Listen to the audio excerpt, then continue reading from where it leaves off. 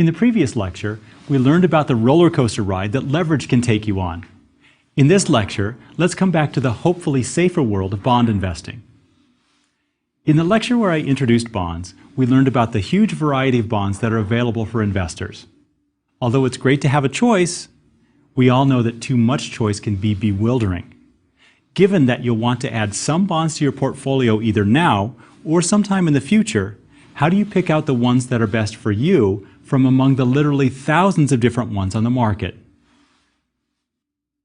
Well, that's what this lecture is all about. There are a few big issues you should think about when it comes to bond selection, including default risk, inflation, and taxes. Your attitude towards these issues will help narrow down your choices to a manageable set. When you see some specific details about how these risks affect your bond investments and what types of bonds can effectively mitigate these risks, I think that it becomes a lot easier to make up your mind about the kinds of bonds that you'll want to hold. So in this lecture, I'm still thinking about bond investing from the standpoint of a buy and hold investor. In the introductory lecture on bonds, we learned about the strategy of building a bond ladder. So this lecture is partly about picking the bonds that you'll want to include in your bond ladder. We'll learn about some other ways to invest in bonds too in a future lecture. The first big issue that you'll need to think about as a bond investor is default risk, the risk that the borrower won't be able to pay back all the promised principal and interest payments. When we think of default, most of us immediately assume the borrower won't make any more payments and the bond becomes worthless. But this is rarely the case. Sometimes a default event is simply a missed bond payment that the borrower makes up after a while. And in many cases, defaults lead to rescheduled payments, not a permanent stop in payments. Nonetheless, as I've mentioned before, a default is going to dramatically reduce the value of your bonds, and it can make it difficult to sell them because only specialized investors are interested in buying defaulted bonds. So the big question is, how do you evaluate the probability of default on a bond? Companies called rating agencies specialize in evaluating bonds, and they give out ratings based on the likelihood of full and on-time repayment of interest and principal. There are actually lots of ratings agencies in the markets, but there are only 10 that have been recognized by the SEC and are called nationally recognized statistical rating organizations. And out of these 10, there are 3 really dominant players: Moody's, Standard & Poor's, known simply as S&P, and Fitch. Most bonds are rated by at least one of these firms, and in most cases they carry ratings from 2 or more firms. I'll talk mostly about Moody's and S&P, since these 2 firms tend to rate most of the bonds that you'll be interested in. The rating agencies use a system of letters, along with pluses and minuses, to distinguish between the different qualities of borrowers. Moody's uses a system of capital and lowercase letters, while S&P uses all capital letters. I tell my students that you can always remember who gave the rating because Moody's has both capital and lowercase letters in its name and uses a mix of capital and lowercase letters in its ratings. S&P, like its nickname, only uses capital letters in its ratings. It's important to realize that the rating system is not intended to correspond to any specific probabilities of default. Rather, these are just overall indications of the likelihood of full and timely repayment of promised interest and principal. The rating agencies have verbal interpretations of what the ratings mean, and I'll mention a few of them as I talk about the rating scale. Now here's a table that compares the bond ratings that Moody's and S&P use. At the top of the rating scale is the so-called AAA rating, which is 3 capital A's for S&P and 1 capital A and 2 lowercase a's for Moody's. S&P defines the AAA rating as, quote, extremely strong capacity to meet financial commitments, end quote. Note again that there's no promise of probabilities here, just a verbal characterization.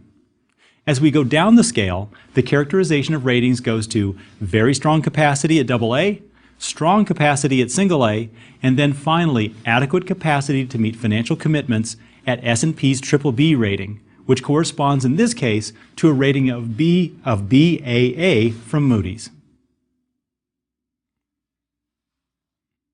Note that the BBB rating is only associated with adequate financial capacity. Because this is the lowest rating with at least adequate financial capacity, the BBB bonds are regarded as the lowest so-called investment grade rating. This means that institutional investors like pension funds, who are charged with investing on behalf of their clients in their best interests, are often prohibited from investing in any bonds with lower ratings than BBB or Baa.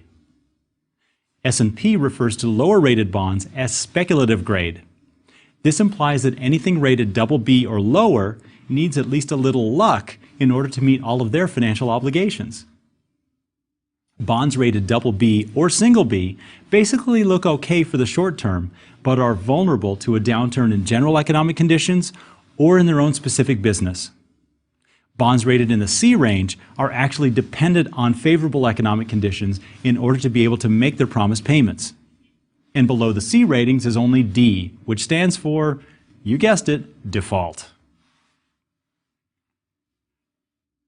All this information about the bond ratings does give a pretty good indication of the likelihood of default. But wouldn't it be nice to have some hard numbers to compare? Well, the rating agencies do collect statistics on the actual default rates that bonds in various ratings categories experience, and we'll look at some of those now. The first set of statistics that I'll show you is what is called the cumulative default rates in each ratings category for corporate bonds. This is simply the fraction of all bonds in each rating category that have ever defaulted. Notice that the default rate runs from only 0.5% to just under 3% in the A categories, then jumps to between 10 and 50% in the B categories, to just under 70% in the C categories.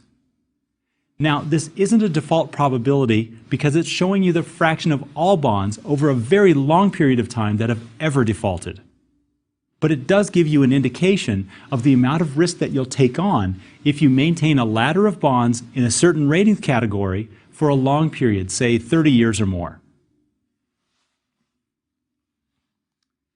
If you still want to see numbers that look more like real default probabilities, and if you're anything like me, you do, then I can show you these statistics as well.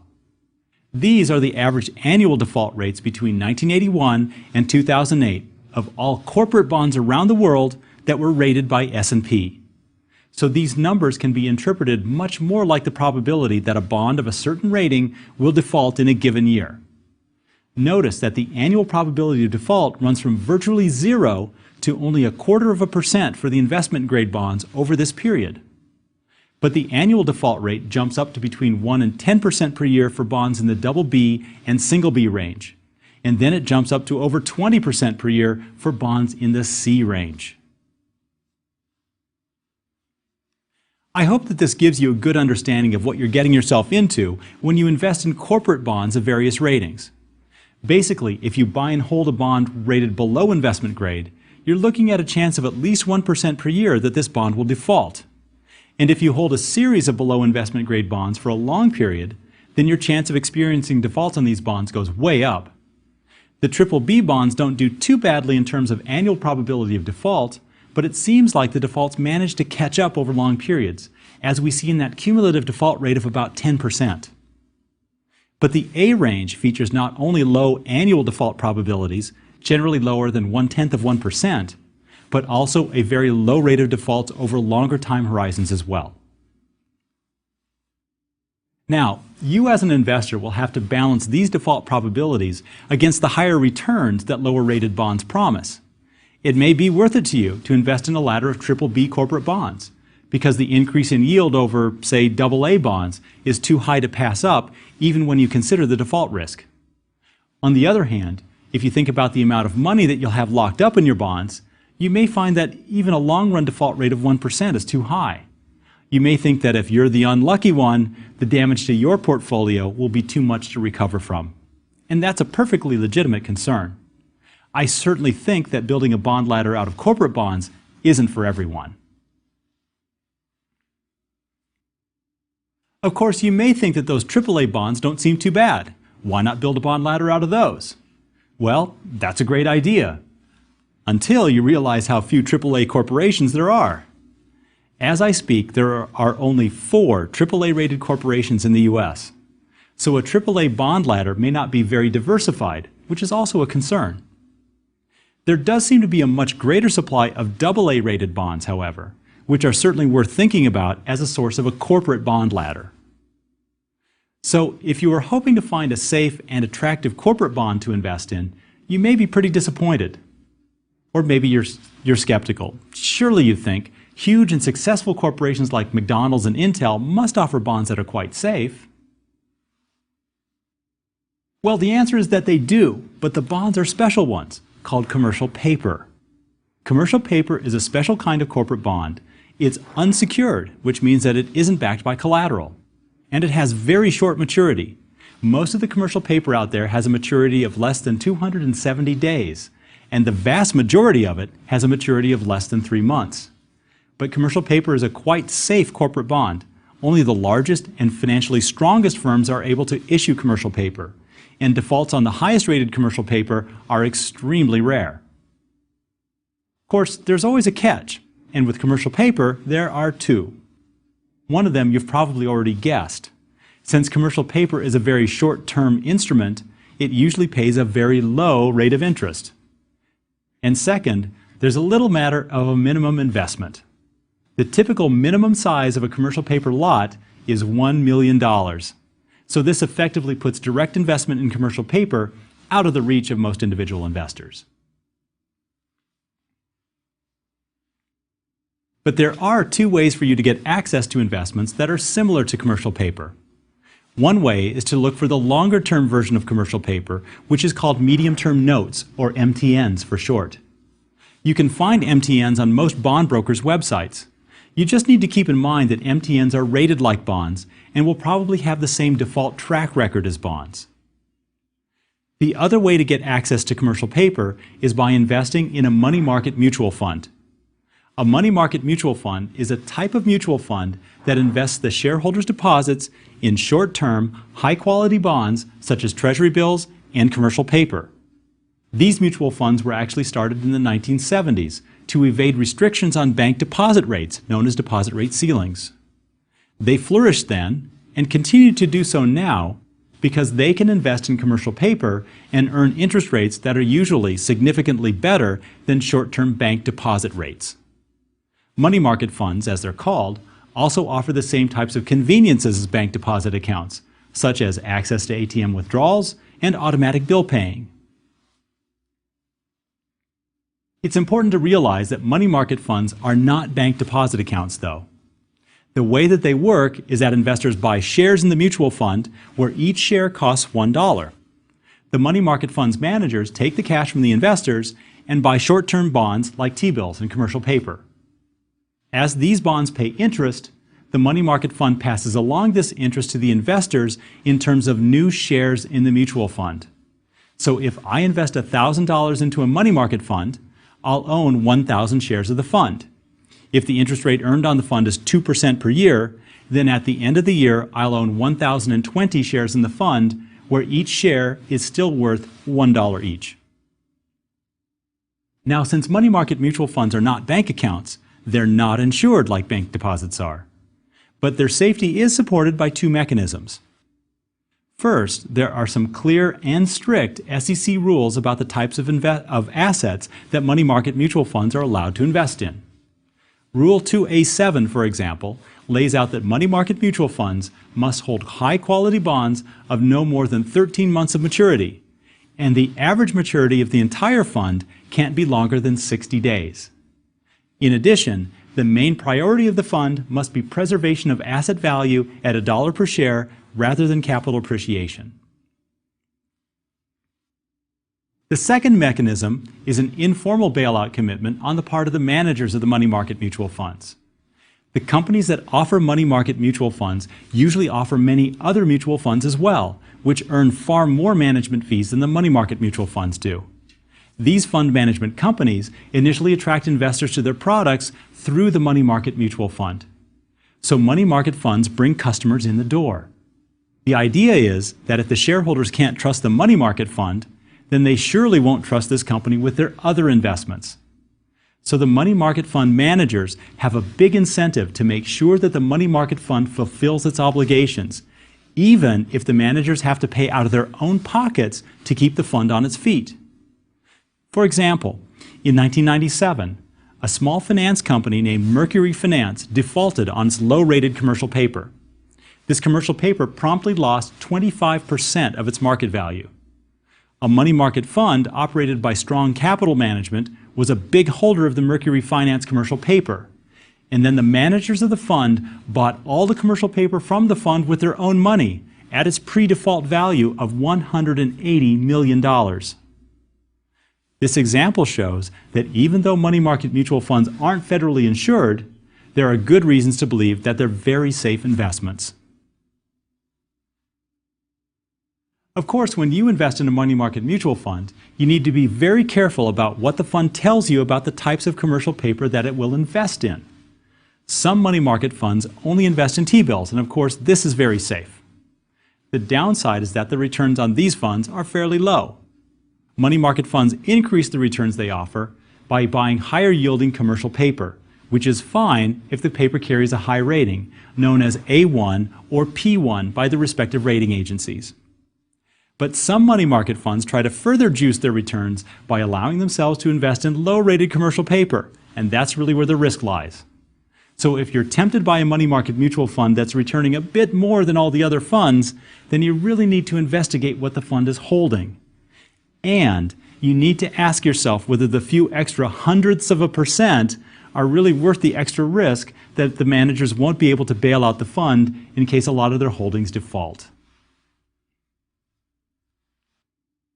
The low returns on most money market mutual funds also mean that they're really a substitute for holding cash, not really a great long-term investment. But there are circumstances where you might find yourself storing your cash in a money market fund for a longer period of time. For example, you may liquidate an investment and not know right away where to reinvest the money. Or returns on long-term bonds may be so low that they don't justify locking up the money for that long, and you want to wait and see whether interest rates will start to rise in the future. And of course, most experts remind us that we do need to have an emergency fund of cash in case of some financial disaster in our lives, like a layoff. In all these cases, money market mutual funds can be very attractive vehicles for storing cash for extended periods.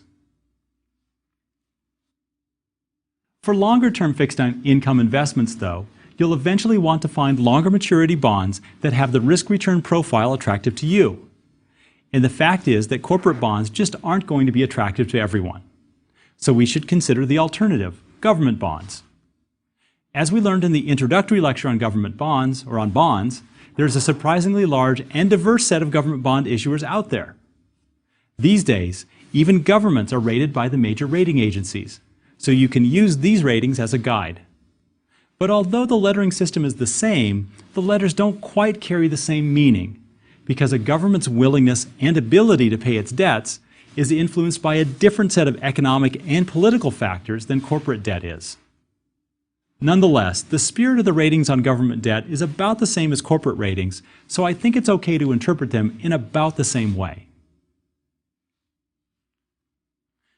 With high-quality government debt, like U.S. Treasuries, the risk of default virtually goes to zero. So you have other considerations to think about. And the main one in my mind is inflation. I've discussed inflation a couple of other times in previous lectures, so I won't repeat any information about the damage that inflation can do. Instead, I want to consider the choice you have to invest in government debt that carries at least some explicit inflation protection. The basic idea of a bond whose interest rate rises with inflation is actually a pretty old one, though these bonds haven't been around all that long in the U.S. The general term for such a bond is an indexed bond, in the sense that the return is somehow indexed to inflation. In the U.S., we have government bonds called Treasury Inflation Protected Securities, or TIPS, as well as a series of inflation-indexed U.S. savings bonds. Other countries, such as the U.K., also offer inflation-indexed government bonds. Well, how do TIPS work? Basically, the principal of the bond is adjusted for inflation. For example, if the bond has a $10,000 principal or par value at the start of the year and inflation is 3% annually, then at the end of the year, the bond principal will rise to $10,300. The reason the inflation adjustment is done in this way is so that the interest rate on the bond can stay constant. This seems to be mostly a matter of clarity and convenience for investors.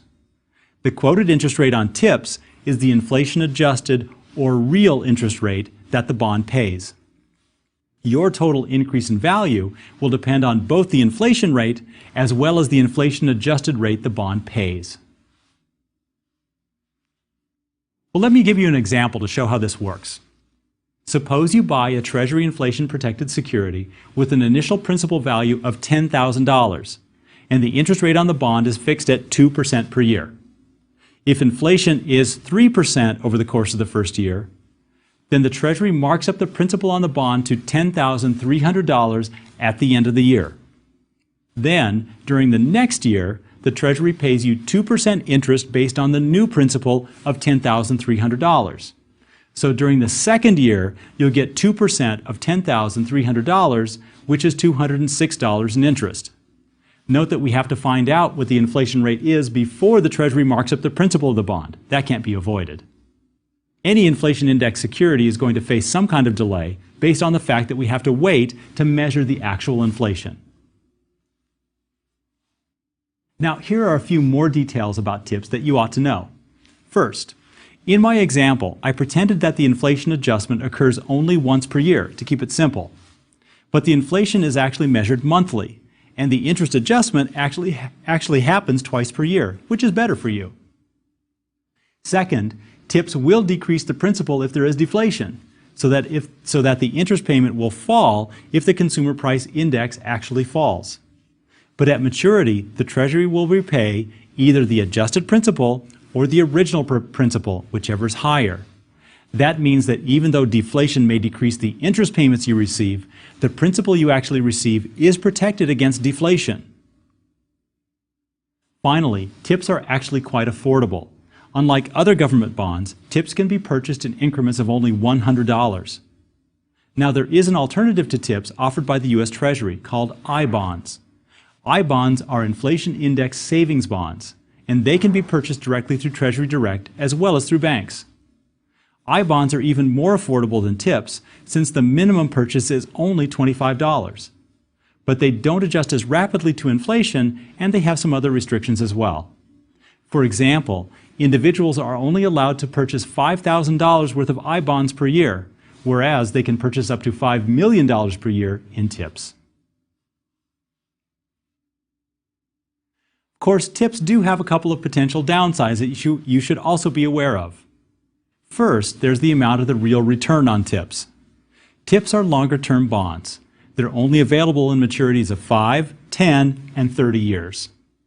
So when the TIPS are issued in the market, the promised rate of interest is largely driven by fears about how high inflation is going to be over the next 5, 10, and 30 years.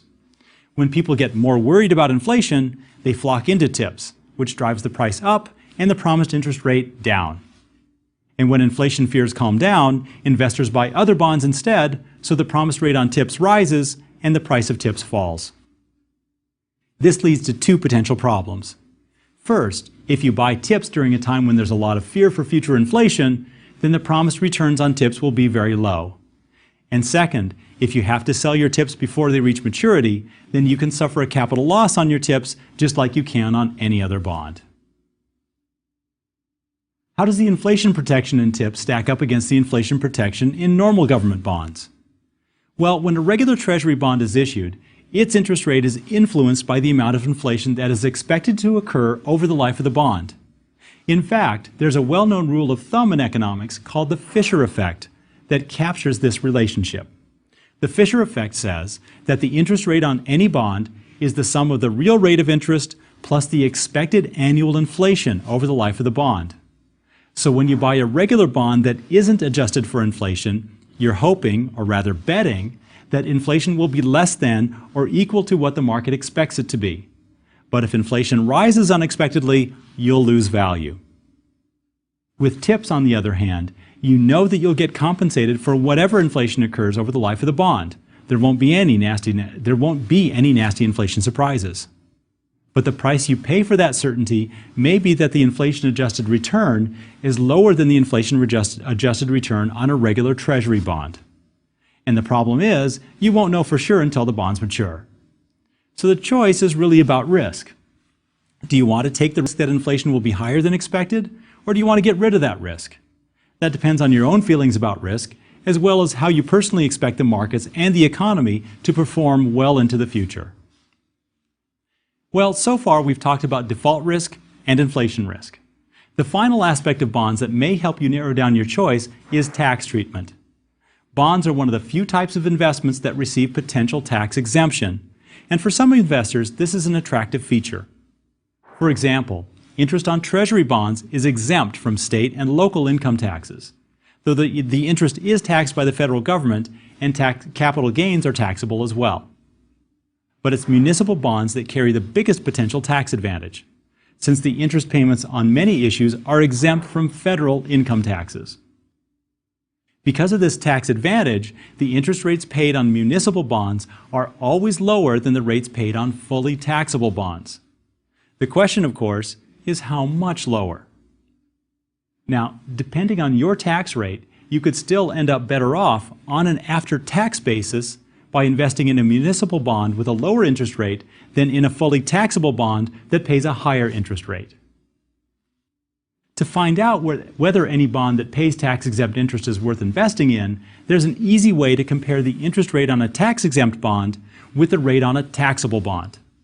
Simply take the interest rate promised on the tax-exempt bond and divide that rate by 1 minus the tax rate that you would otherwise have to pay on the interest if it were taxable. The answer to that calculation tells you the equivalent taxable interest rate that you're earning on the bond. For example, if the municipal bond is paying a 5% interest rate and your income tax rate is 35% of any taxable interest earned, then the equivalent taxable interest rate is 5 divided by the quantity 1 minus 0.35, which gives 7.69%. This is the rate that you should compare to other taxable bonds that you're also considering.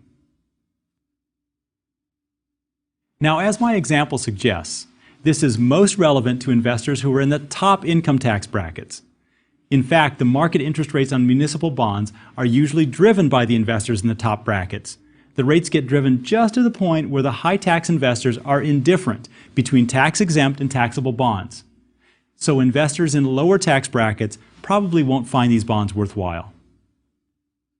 In addition, you should remember that municipal bonds also carry default risk, even though most are highly rated.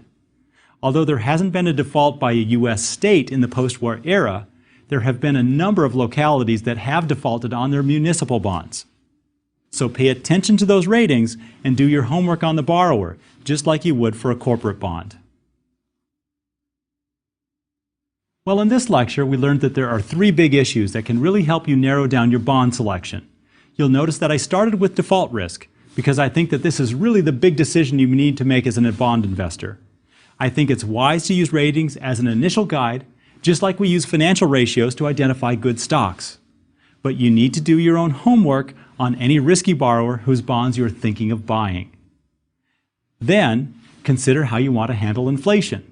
There are good alternatives out there to fixed-rate bonds, though the certainty they offer does come at the cost of a lower promised yield.